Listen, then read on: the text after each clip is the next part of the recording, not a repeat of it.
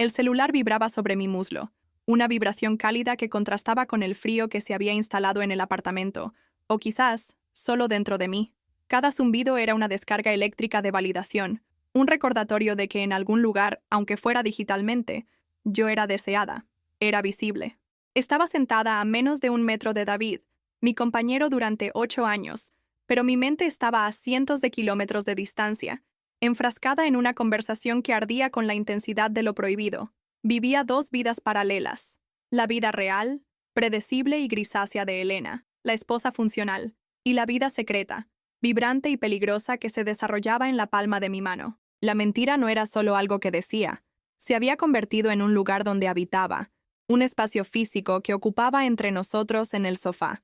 Si esta sensación de estar dividido te resulta familiar, o si alguna vez has sentido que la rutina te consume, quiero que sepas que este espacio es para compartir verdades difíciles. Suscríbete si buscas historias humanas y sin filtros, y déjame saber desde qué parte del mundo me acompañas esta noche. Recuerdo perfectamente cómo empezamos.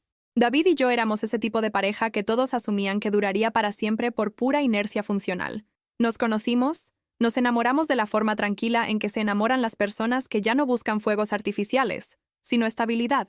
Construimos un hogar en la Ciudad de México, pagamos las cuentas a tiempo, dividimos las tareas domésticas con una eficiencia que rayaba en lo empresarial. Durante 8 años, funcionamos como una máquina bien aceitada. Pero el problema de las máquinas es que carecen de alma. El cariño se había transformado en compañerismo logístico. Las conversaciones sobre el futuro se habían reducido a planificar las próximas vacaciones o decidir quién llamaba al fontanero. Éramos un equipo excelente, pero habíamos olvidado cómo ser amantes, o quizás yo había olvidado cómo sentirme viva dentro de esa estructura. Mi vida se había convertido en una sucesión de elecciones correctas que me habían llevado a un callejón sin salida emocional. Trabajando como diseñadora gráfica freelance desde casa, los días se mezclaban en una monotonía beige. Las paredes de nuestro apartamento, que antes me parecían un refugio, ahora se sentían como los límites de mi existencia. Me sentía invisible, no porque David me tratara mal, sino porque me trataba con la certeza de quien ya ha explorado todo el territorio. El conflicto interno me desgarraba. Sentía una lealtad profunda hacia él, hacia el hombre bueno que había construido todo conmigo, pero al mismo tiempo sentía un deseo casi adolescente, desesperado, por sentirme mirada de nuevo, por romper la previsibilidad. Estaba cansada de ser la versión de mí misma que todos esperaban, la versión confiable y serena. David es, fundamentalmente, un hombre bueno. Es ingeniero, una profesión que se alinea perfectamente con su personalidad. Metódico, preciso, confiable. Su amor por mí era una constante en el universo, algo que yo daba por sentado de la misma manera que él daba por sentada mi fidelidad. Él veía la vida en términos de estructuras sólidas y cimientos firmes. Si notaba mi creciente ansiedad o mi distancia en las últimas semanas, lo atribuía generosamente al estrés de mis proyectos freelance. La idea de los celos ni siquiera cruzaba su mente. Para David, la honestidad no era una política negociable. Era el aire que respirábamos en nuestra relación. Nunca me había dado razones para dudar de él, y él nunca había encontrado razones para dudar de mí.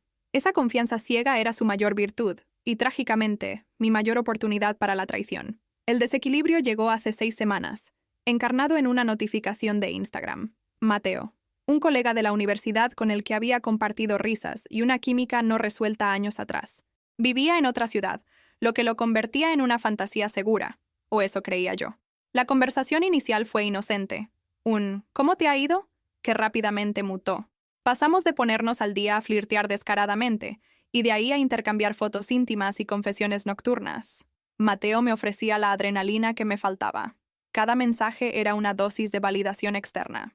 Mi teléfono se transformó en un artefacto peligroso, una ventana a una vida alternativa, donde yo no era la esposa aburrida, sino la mujer deseada. La culpa inicial se disolvía rápidamente con cada nueva notificación, reemplazada por la excitación del secreto. La rutina de la mentira se instaló con una facilidad alarmante. Me despertaba, preparaba café para David, le daba un beso de despedida y, en cuanto cerraba la puerta, corría al teléfono para ver qué había escrito Mateo durante la noche. Me volví experta en ángulos de cámara para que David no viera mi pantalla, en excusas para llevar el teléfono al baño, en cambios de humor repentinos que justificaba con trabajo. La ansiedad de ser descubierta era parte del cóctel adictivo. Me sentía viva, pero también fundamentalmente sucia. Empecé a mirar a David con una mezcla de lástima y resentimiento. Lástima porque no merecía esto, y resentimiento porque su estabilidad era, en mi mente retorcida, la causa de mi escape. Estaba reescribiendo nuestra historia para justificar mis acciones, convirtiéndolo a él en el villano pasivo de mi aburrimiento. La noche de la colisión fue una martes cualquiera, de esas noches insípidas que definían nuestra realidad. Estábamos en la sala, él viendo un partido de fútbol en la televisión, yo a su lado en el sofá, supuestamente leyendo noticias, pero en realidad inmersa en una conversación subida de tono con Mateo. Mis dedos se movían rápido sobre el cristal, mi corazón latiendo al ritmo de la anticipación digital. Durante un corte comercial, el sonido ambiente del apartamento regresó, y David se giró hacia mí. Su mirada era suave, nostálgica. Tomó mi mano, una mano que acababa de teclear promesas a otro hombre, y la apretó con una ternura que me desarmó momentáneamente. No esperaba lo que vino después, no en ese momento de duplicidad flagrante. «Sabes, Elena», empezó con esa voz tranquila que siempre usaba para las verdades importantes. «He estado pensando mucho últimamente. Hemos pasado por tantas cosas juntos, buenas y malas. Es tan bueno, tan fundamentalmente bueno, saber que puedo confiar totalmente en ti. Eres mi roca». En el instante exacto en que sus palabras terminaron de flotar en el aire, mi teléfono vibró en mi mano. La pantalla se iluminó con una vista previa de Mateo, un emoji de beso y una frase sugerente. Instintivamente, apreté el teléfono contra mi muslo, ocultando la evidencia con un reflejo rápido. Levanté la mirada, forcé la sonrisa más convincente de mi repertorio, y respondí: «Claro que puedes, mi amor. Yo también confío ciegamente en ti». El peso de esa frase me aplastó físicamente. Sentí náuseas. Los días siguientes fueron un infierno personal. La declaración de confianza de David no me liberó, me encadenó. La excitación que sentía por Mateo se agrió instantáneamente, transformándose en algo sórdido y barato. Cada vez que David me miraba, cada vez que me traía un café sin que yo se lo pidiera, sentía el eco de sus palabras: «Puedo confiar totalmente en ti». La culpa dejó de ser un sentimiento abstracto para convertirse en un sabor metálico en mi boca. Intenté alejarme de Mateo. Respondía con monosílabos. Trataba de desintoxicarme, pero la dependencia emocional ya estaba forjada. El aburrimiento que intentaba huir me parecía ahora un lujo perdido. Quería confesar, quería gritar, pero el miedo a destruir al hombre bueno que dormía a mi lado era más fuerte que mi necesidad de absolución. La rutina de la mentira se volvió más pesada, menos emocionante. Ya no buscaba la validación de Mateo, sino que respondía por inercia, por miedo a la soledad que vendría si cortaba ambas conexiones. Me volví irritable, paranoica con mi teléfono, pero David seguía interpretando mi comportamiento a través de su filtro de confianza inquebrantable. Creía que estaba abrumada por un proyecto grande. Incluso me sugirió tomar unas vacaciones juntos para desconectar del trabajo. Su bondad era un espejo que me devolvía una imagen monstruosa de mí misma. Empecé a desear secretamente ser descubierta, porque no tenía la fuerza para detonar la bomba yo misma. Quería que el absceso reventara, sin importar el daño colateral, porque la presión de mantener la fachada me estaba ahogando. La catástrofe ocurrió un jueves por la tarde. David estaba trabajando en una presentación urgente para un cliente importante, cuando su computadora portátil falló estrepitosamente. El pánico se apoderó de él. Necesitaba enviar esos archivos en menos de una hora. «Elena, ¿puedo usar tu computadora? Es una emergencia, solo necesito acceder a mi correo y a la nube», me preguntó desde su estudio. Sentí un escalofrío, pero asentí. Había sido cuidadosa. Siempre usaba el modo incógnito y cerraba las sesiones de chat en la computadora. Estaba segura de que no había rastro. Le dije que sí, que no había problema, y seguí en la cocina, fingiendo calma mientras preparaba un té que no quería, mis manos temblando ligeramente. Confiaba en mi capacidad para compartimentar mis secretos tecnológicos. Estaba lavando una taza cuando noté el silencio. El tecleo frenético de David se había detenido por completo. No era una pausa para pensar. Era una quietud absoluta, densa, que cambió la atmósfera de la casa instantáneamente. Dejé la taza en el fregadero y caminé lentamente hacia el estudio. Lo encontré inmóvil, mirando fijamente la pantalla de mi computadora. No estaba revisando mis archivos ni mi historial de navegación. Había olvidado cerrar la aplicación de escritorio de Instagram, y las notificaciones emergentes aparecían en tiempo real en la esquina de la pantalla. Mateo estaba escribiendo en ese preciso instante, y las frases que aparecían no dejaban lugar a dudas sobre la naturaleza de nuestra relación. No necesitó investigar. La traición se transmitió en vivo frente a sus ojos. Cuando levantó la vista, no había ira en su rostro. No había gritos ni acusaciones violentas. Solo había una profunda, abismal e insondable decepción. Sus ojos, que siempre me habían mirado con admiración y seguridad, ahora me miraban como si yo fuera una extraña, alguien irreconocible. Se quedó callado por lo que pareció una eternidad, mientras las notificaciones seguían apareciendo. Finalmente, tragó saliva y dijo, con una voz rota que nunca olvidaré: «Yo te dije que confiaba en ti, Elena. Te lo dije esa noche en el sofá». Esa frase, repetida en este nuevo contexto, fue 1000 veces más devastadora que cualquier insulto. No había defensa posible. La estructura sólida que él había construido se había derrumbado, y yo sostenía el martillo. El colapso fue inmediato y absoluto. Me derrumbé en el suelo del estudio, no por miedo a perderlo, sino por la vergüenza tóxica de lo que había hecho. Vi la imagen completa de mi egoísmo. Había tomado la confianza pura de David y la había profanado por la emoción barata de unos mensajes de texto. La búsqueda de validación momentánea había destruido algo que había costado casi una década construir. En ese momento, me di cuenta de que no era diferente de las personas que siempre había juzgado. Había priorizado mi aburrimiento por encima de la integridad de un hombre bueno. La revelación no fue solo para él, fue para mí. Vi la peor versión de mí misma reflejada en sus ojos rotos, y supe que esa imagen me perseguiría para siempre. Mi primera reacción fue intentar controlar los daños, borrar la evidencia de forma histérica.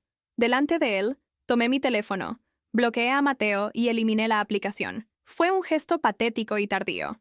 David simplemente observaba, impasible, como si viera a alguien realizar primeros auxilios a un cadáver. Esa noche, el silencio en el apartamento fue ensordecedor. No hubo pelea, solo la ausencia total de conexión. Dormimos en habitaciones separadas por primera vez en 8 años. Cada objeto de la casa parecía un recordatorio de la mentira. La comodidad de nuestra vida compartida se había vuelto grotesca. Él no me echó, pero su presencia se volvió distante. Un fantasma habitando el espacio que compartíamos, y yo era la causa de esa muerte emocional. ¿Te está gustando esta historia? Deja un like y suscríbete al canal. Ahora continuamos con el vídeo. Propuse terapia de pareja al día siguiente, con la desesperación de quien intenta salvar algo de un incendio ya extinguido. David aceptó ir. No creo que por esperanza, sino quizás por una necesidad de entender cómo habíamos llegado a ese punto, o por un último acto de diligencia debida antes de cerrar el capítulo. Las primeras sesiones fueron brutales. El terapeuta nos pedía que comunicáramos nuestros sentimientos, pero David apenas podía articular palabra. Su dolor se manifestaba como un silencio pesado, una barrera infranqueable.